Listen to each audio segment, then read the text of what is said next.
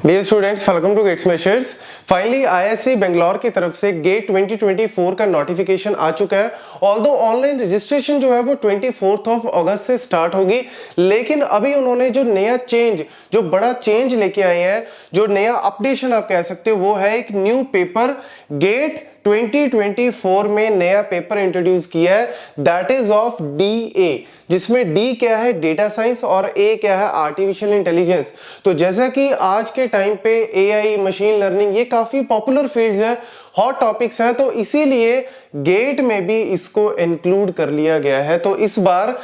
Computer science जो है, जैसे अगर मैं जनरली बात करूं, कंप्यूटर साइंस, इलेक्ट्रॉनिक्स, मैकेनिकल, ये तो जनरली फील्ड्स होती हैं, लेकिन जो न्यू पेपर है वो यहाँ पे आ रहा है डीए का, data science and artificial intelligence का, और उसका सिलेबस भी इन्होंने लॉन्च कर दिया है। तो आप अब जो कंप्यूटर साइंस के स्टूडेंट्स हैं वो कंप्यूटर साइंस का पेपर तो दे ही सकते हैं, जो कंप्यूटर साइंस या आईटी के स्टूडेंट हैं, लेकिन वो एक नया paper that is data science and artificial intelligence का भी पेपर दे सकते हैं, लेकिन इसके लिए अलग से फिल करना पड़ेगा। मतलब कंप्यूटर साइंस का अलग होगा और इसका पेपर अलग होगा, तो इसका रजिस्ट्रेशन आपको अलग से करना पड़ेगा। अब देखो, जब भी हम मशीन लर्निंग की बात करते हैं, डेटा साइंस की बात करते हैं, या फिर आर्टिफिशियल इंटेलिजेंस, ये सारी फील्ड्स आपस में रिलेटेड है, लेकिन इसमें इन फील्ड्स में ना हम ये नहीं कह सकते कि सिर्फ कंप्यूटर साइंस वालों का ही दबदबा है। जैसे सॉफ्टवेयर की बात करते हैं, सॉफ्टवेयर डेवलपमेंट, वहां पे कहीं ना कहीं एक अपर एज रहता है, एक एडवांटेज रहता है कंप्यूटर साइंस वालों को कि हमें ये चीज ज्यादा आती है क्योंकि हमने पढ़ी हुई है। लेकिन जब भी हम डेटा साइंस, आर्टिफिशियल इंटेलिजेंस की बात करते हैं, तो ऐसा नहीं कि सिर्फ कंप्यूटर साइंस का ही यहाँ पे दबदबा रहेगा, और इसी वजह से ऐसा नहीं कि सिर्फ सीएससी वाले ही इसको भर सकते हैं, इलेक्ट्रॉनिक्स वाले भी इसको भर सकते हैं, मैकेनिकल वाले भी भर सकते हैं इसको, इलेक्ट्रिकल वाले भी भर सकते हैं, इंजीनियरिंग साइंसेज वाले भी भर सकते हैं, मैथमेटिक्स वाले भी भर सकते हैं, स्टैट्स वाले तो भर ही सकते हैं, बिकॉज सबसे ज्यादा पोर्शन भी अगर देखा जाए सिलेबस में वो मैथ्स का ही है। क्योंकि जब भी हम डेटा साइंस या एआई की बात करते हैं, मशीन लर्निंग की बात करते हैं, तो यहाँ पे मेन जो इसका जो बेसिक फाउंडेशन है, यहाँ पे प्रोग्रामिंग एक बेसिक फाउंडेशन नहीं है, यहाँ पे बेसिक फाउंडेशन है इसका मैथ्स एंड स्टैट्स। क्योंकि हम यहाँ पे नंबर से खेलते हैं, तो जब भी नंबर्स की बात आती है तो मैथ्स तो बाय डिफॉल्ट हो ही गया। तो इस वजह से अगर हम सिलेबस का चेक करें यहाँ पे, तो यहाँ पे टोटल यूनिट्स है 7। जैसे कंप्यूटर साइंस में टोटल 10 यूनिट है, जो कोर सब्जेक्ट्स की बात कर रहा हूं। वैसे तो आपको पता ही है, नहीं पता तो मैं आपको बता देता हूं कि जैसे 100 मार्क्स का आपका पेपर होता है, तो उसमें आपका 15 मार्क्स का तो जनरल एप्टीट्यूड रहता है, और जो आपका 85 है वो रहता है आपका जो पोर्शन, जैसे कंप्यूटर साइंस हो गया, मैकेनिकल हो गया, सिविल, तो आपके कोर सब्जेक्ट। तो यहाँ पे जो 85 वाला आपका ये पोर्शन है, कंप्यूटर साइंस में तो जनरली होते हैं 10 सब्जेक्ट, कोर सब्जेक्ट्स, लेकिन यहाँ पे कोर सब्जेक्ट्स हैं 7, और इन 7 में सबसे पहला है आपका प्रोबेबिलिटी एंड स्टैट्स वाला पूरा पोर्शन है। वैसे तो ये कंप्यूटर साइंस में भी आपका आता ही है, वहां भी आपका बेसिक मैथमेटिक्स में आता ही है प्रोबेबिलिटी, लेकिन यहाँ पे प्रोबेबिलिटी और स्टैट्स को अच्छे से इन्होंने क्लियर कट डिफाइन किया हुआ है, सारे टॉपिक्स को अच्छे से मेंशन किया हुआ है। तो ये चीज आपको कहीं ना कहीं जो है वो अच्छे से पढ़ के जानी पड़ेगी। फिर आ जाता है जी आपका लीनियर अलजेब्रा, दूसरा है आपका लीनियर अलजेब्रा, मैट्रिक्स वगैरह, ये सारे कॉन्सेप्ट। क्योंकि जब भी हम मशीन लर्निंग या फिर डेटा साइंस में बात करते हैं कि डेटा को सबसे पहले लेके आना है, डेटा को स्टोर करना है डिफरेंट फॉर्मेट्स में, तो वहां पे ये सारे फॉर्मेट्स को यूज किया जाता है। तो कहीं ना कहीं लीनियर अलजेब्रा भी आपका रिलेटेड वही मशीन लर्निंग के कॉन्सेप्ट से ही है। इसी वजह से इन्होंने ये वाला मैथ्स का पोर्शन जरूर डाला है, क्योंकि जो बेसिक मैथमेटिक्स है, जिसमें स्टैट्स हो गया, आपका प्रोबेबिलिटी हो गया, या फिर लीनियर अलजेब्रा हो गया, या फिर कैलकुलस हो गया, ऑप्टिमाइजेशन, ये कहीं ना कहीं सारे मशीन लर्निंग,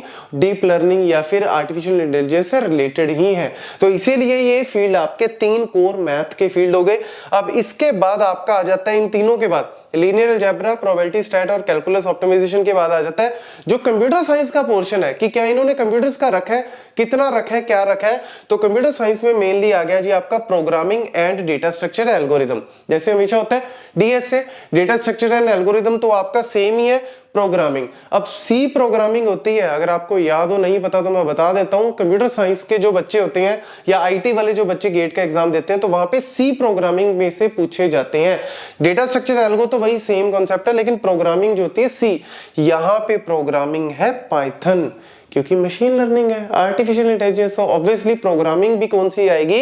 पाइथन प्रोग्रामिंग पूछी जाएगी। तो देख लो इसी वजह से सब जगह यही चल रहा ना कि आर्टिफिशियल इंटेलिजेंस करो जी, मशीन लर्निंग करो जी, चैट जीपीटी ये वो इतने पॉपुलर हो चुके हैं। तो भैया इन्होंने सोचा गेट में भी इस चीज को इंट्रोड्यूस किया जाए ताकि स्टूडेंट आगे डेटा साइंटिस्ट अगर बनना चाहते हैं, artificial intelligence engineer, AI engineers बनना चाहते हैं, डेटा एनालिस्ट बनना चाहते हैं, तो वो गेट के थ्रू भी बन सकते हैं। गेट उनको एक वैलिडेट, क्योंकि गेट जो है वो एक वैलिडेशन दे देता है कि हाँ यार आपको वाकई में कुछ आता है। अगर आप किसी कंपनी में जाते हो और वहां पे आप अप्लाई करते हो, जैसे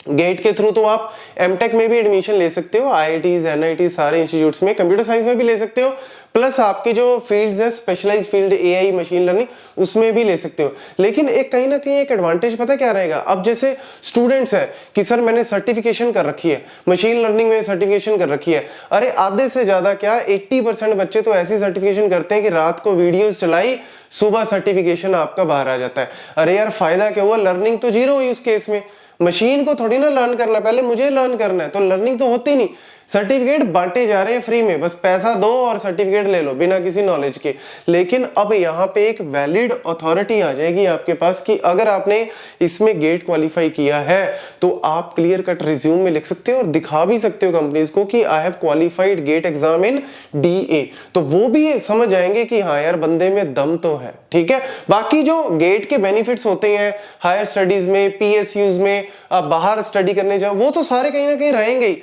लेकिन एक ये बड़ा एक अच्छा एडवांटेज जो है वो स्टूडेंट्स को एक मतलब जो होता है ना कि जैसे एक ही क्लास में 60 बच्चे, कॉलेज में 1000 बच्चे हैं और कंपनी आके कहती है मुझे 10 लोग चाहिए, तो यार मैं कैसे अपने आप को प्रूफ करूं कि मुझे ज्यादा आता है। मैं रिज्यूम अच्छा कर लिया, मैंने नॉलेज कहीं ना कहीं गेन की, लेकिन फिर भी कहीं ना कहीं इंटरव्यू में हम लोगों को एक थोड़ा होता है कि यार मेरे को कहीं ना कहीं एक पॉइंट जो है वो मेंशन हो जाए कि यार मेरे को बाकियों से अलग कर सके, तो वो जनरली जो है वो सर्टिफिकेशंस करती हैं, प्रोजेक्ट्स करती हैं। लेकिन एक और चीज आ गई आपकी गेट का स्कोर, अगर आप गेट का स्कोर वहां पे दिखाते हो तो बाय डिफॉल्ट ही उनको लगेगा कि यार वाकई में इसको आता है, क्योंकि गेट एग्जाम क्वालिफाई करना कोई इतना ईजी काम नहीं है। तो यहाँ पे देखा जाए फिर ये प्रोग्रामिंग, डेटा स्ट्रक्चर, एल्गोरिथम, और उसके बाद आ गया आपका database management and warehousing. वही हो गया ना मैनेजमेंट। डेटाबेस की बात करते हैं तो यार ऑब्वियसली कहीं ना कहीं डेटा तो सब चीजों से रिलेटेड है, डेटा होगा तभी तो मशीन लर्निंग, डीप लर्निंग सब कुछ कर पाओगे। तो डेटाबेस मैनेजमेंट इसीलिए उन्होंने डाला। वेयर हाउसिंग, डेटा को storage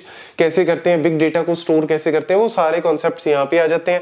machine learning and AI, last में ये दो आ जाते हैं आपके, machine learning and AI. Machine learning basically all about the supervised learning, unsupervised learning. तो सुपरवाइज्ड लर्निंग में आपके जितने भी रेग्रेशन मेथड्स हैं, क्लासिफिकेशन मेथड्स हैं, थोड़े इन्होंने डीप लर्निंग के कॉन्सेप्ट्स भी यहाँ पे पूछे हैं, और साथ ही साथ अनसुपरवाइज्ड लर्निंग में आपकी जो क्लस्टरिंग के मेथड्स हैं वो सारे इसमें क्लियर कट मेंशन किए हुए हैं। और आर्टिफिशियल इंटेलिजेंस में भी जो आपकी सर्चिंग है, इन्फॉर्म्ड, अनइन्फॉर्म्ड, एडवर्सल, तो ये सर्चिंग के मेथड्स और क्लियर कट, देखो यहाँ पे भी वही है। अगर हम बात करें यहाँ पे सैंपलिंग का कॉन्सेप्ट है, यहाँ पे रिग्रेशन है, ये भी कहीं ना कहीं आपका बेसिक मैथमेटिक्स और स्टैट्स का ही फंडा है। तो इसीलिए कहीं ना कहीं यहाँ पे थोड़ा सा जिसका मैथ अच्छा है उसका कहीं ना कहीं दबदबा रहेगा, क्योंकि यहाँ पे कंप्यूटर साइंस का सिर्फ 1-2 पोर्शन ही है, लेकिन मैथ मेजरली यहाँ पे पावर में रहेगा। तो इसीलिए मैथ के ऊपर अगर आपकी ऑलरेडी, कई बार होता है ना कि मैं +2 लेवल तक काफी अच्छा था मैथ में, लेकिन बाद में कहीं ना कहीं हम कंप्यूटर साइंस में आ जाते हैं तो ज्यादा मैथ वगैरह पढ़ते नहीं है, मैथ सिर्फ पास होने के लिए करते हैं।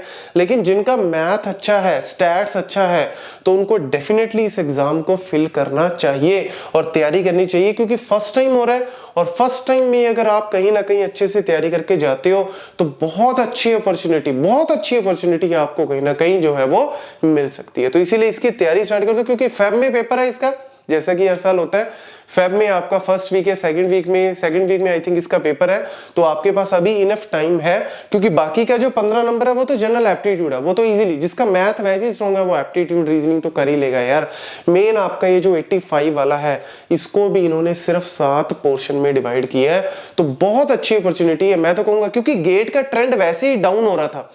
काफी टाइम से ना, पिछले 3-4 सालों से बहुत सारी वीडियोस भी आ गई, गेट ना दो, ये मैं ऐसा कभी नहीं कहता कि एग्जाम ना दो ये वो, लेकिन इस बार मैं ये जरूर कहूंगा कि इस एग्जाम को डेफिनेटली दो। कंप्यूटर साइंस वाले हो, मैथ्स वाले हो, स्टैट्स वाले हो, मैकेनिकल हो, इलेक्ट्रिकल हो, इलेक्ट्रॉनिक्स हो, आपको डेफिनेटली इसकी तैयारी करनी चाहिए, क्योंकि आने वाला फील्ड, जो आने वाली जो जॉब्स है, हम कहते हैं ना कि यार चैट जीपीटी या आर्टिफिशियल इंटेलिजेंस से जॉब्स जो हैं वो लोगों की खत्म होंगी, नहीं, एआई जॉब किल नहीं करेगा, लेकिन जिस बंदे को एआई आता है, उसको यूज करना आता है, वो बंदा जरूर किल कर सकता है। तो ये बेस्ट अपॉर्चुनिटी है यार, आप करो। जब आप पढ़ तो रहे हो, मशीन लर्निंग आप कर रहे हो, कोर्स कर रहे हो या सर्टिफिकेशन कर रहे हो, उसको एक वैलिड नाम दे दो, एक ठप्पा लगा दो कि हाँ यार मैंने तो गेट क्वालिफाई किया हुआ है, आ जाओ पूछो जो मर्जी पूछो। वो सामने वाला भी कहीं ना कहीं डरेगा कि यार इसने गेट, क्योंकि ऑब्वियसली आईआईटी के प्रोफेसर पूछेंगे तो क्वेश्चंस का लेवल भी कहीं ना कहीं अच्छा होगा। तो इसीलिए डेफिनेटली आपको इस एग्जाम को फिल करना चाहिए। अगर आप कमेंट सेक्शन में कुछ भी क्वेश्चन पूछना चाहते हो आप लिख सकते हो, मैं डेफिनेटली आपको आंसर दूंगा। Thank you.